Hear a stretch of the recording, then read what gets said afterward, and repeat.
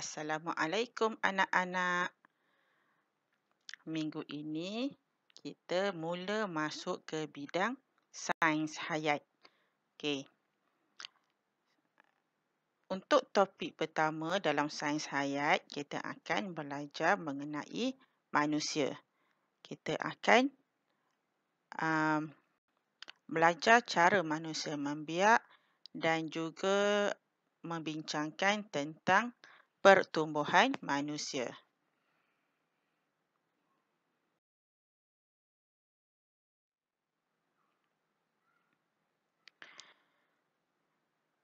Okey, kita imbas semula apa yang dimaksudkan dengan membiak. Kalau kamu ingat, waktu darjah 1, kita ada bincangkan tentang ciri-ciri benda hidup. Okey, jadi manusia adalah salah satu benda hidup. Jadi membiak adalah suatu proses benda hidup yang ada. Okey, jadi apa itu membiak? Membiak ialah cara benda hidup menambah bilangannya. Okey, cara benda hidup menambah bilangannya. Okey, contoh kalau manusia dalam satu keluarga apabila didirikan terjadinya satu perkahwinan dalam sebuah rumah adanya dua individu. Okey, ada suami, ada isteri.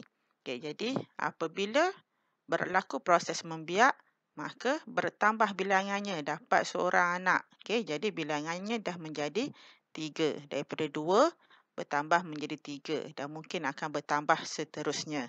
Okey, jadi membiak ialah cara benda hidup menambah bilangannya.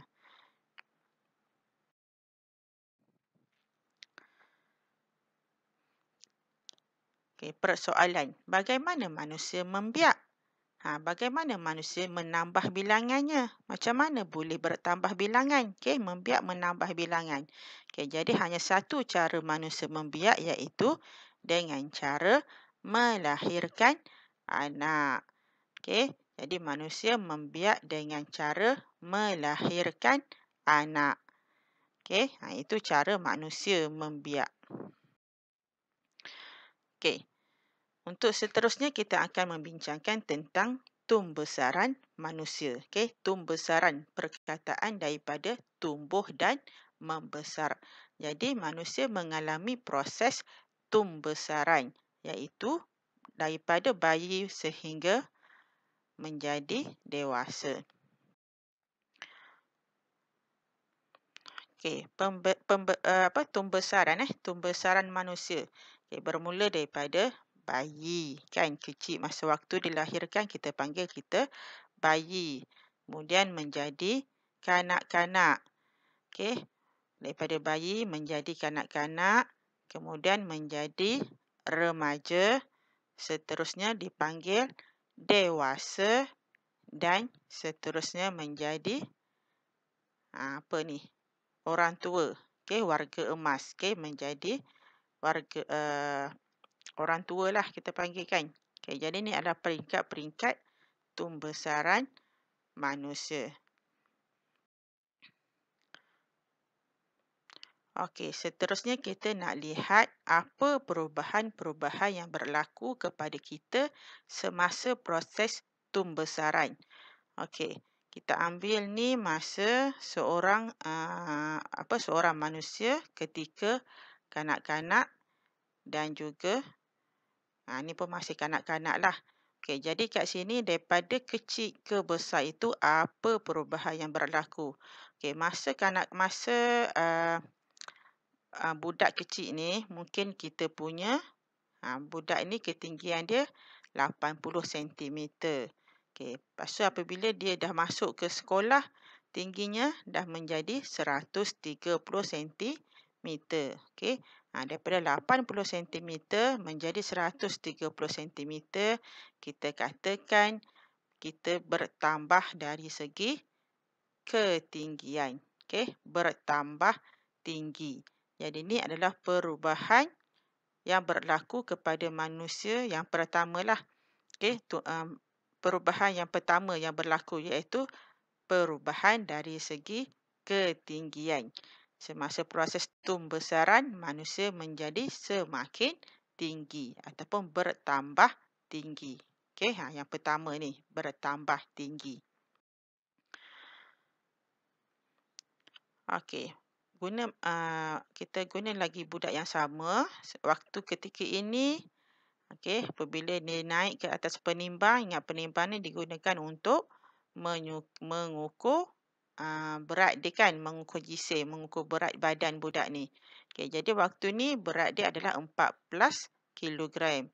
Okey, bila dia dah masuk ke sekolah, dah darjah 2, bila cikgu suruh ukur, naik atas penimbang, beratnya dah jadi 24 kilogram.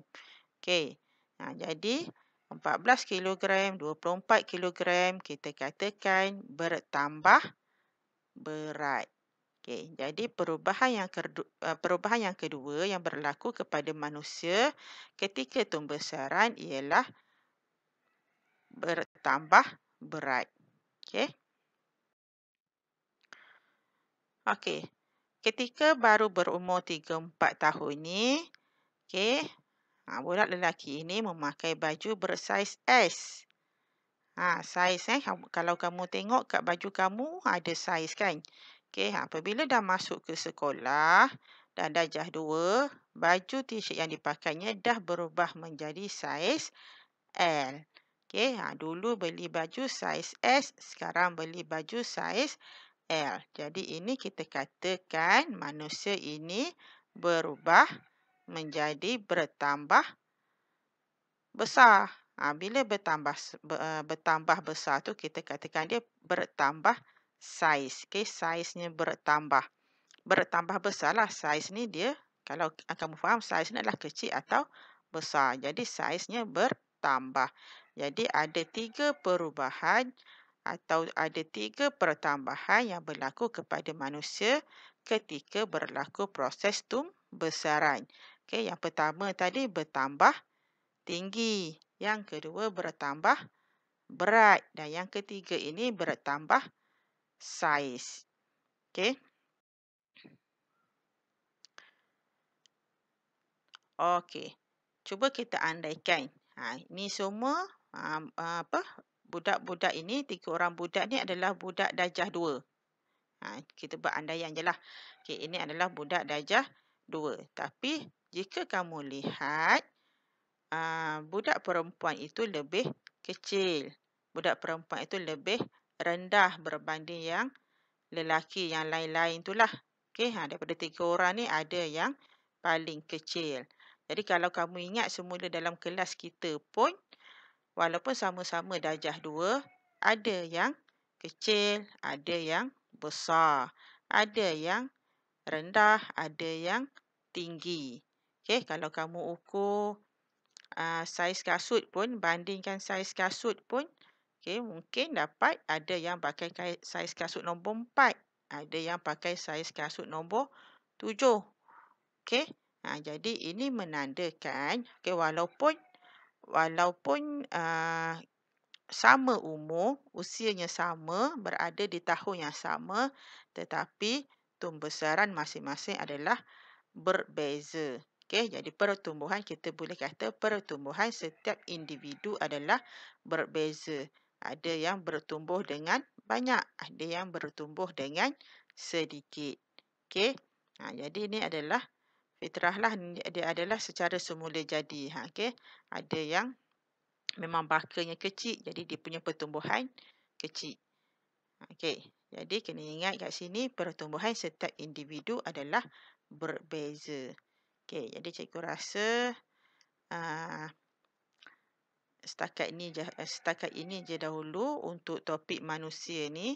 Jadi untuk topik ini kita rangkum bagaimana cara manusia membiak. Okey, sebelum tu kita faham maksud membiak dan kita tengok perubahan-perubahan yang berlaku ketika berlaku proses pertumbuhan, tumbesaran manusia. Okey. Okey, terima kasih. Assalamualaikum.